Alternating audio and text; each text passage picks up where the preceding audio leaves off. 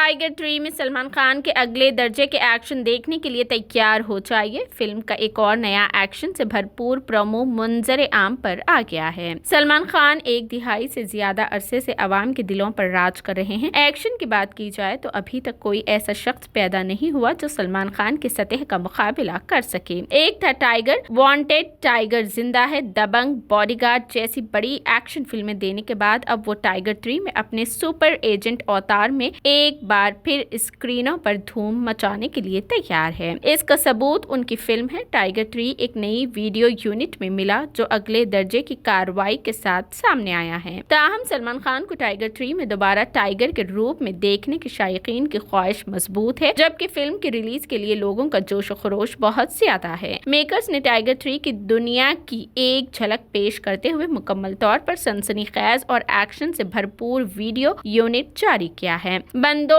की लड़ाई से लेकर हाथापाई तक धमाकों, कारों का पीछा करने के सिलसिले सलमान खान यकीनी तौर पर ऐसा एक्शन पेश करने में कोई कसर नहीं छोड़ रहे हैं जो पहले कभी नहीं देखी गई। इस वीडियो में बोले गए सलमान खान के जबरदस्त मकालमे और मौसीकी भी बालों को उठाने का तजुर्बा देती है। टाइगर को हकीकी मानों में इमरान हाशमी का सामना वन मैन आर्मी के तौर पर देखा जा रहा है और वीडियो यूनिट इस बात का गवाह है कि टाइगर 3 के साथ सलमान खान तमाम रिकॉर्ड तोड़ने के लिए तैयार है।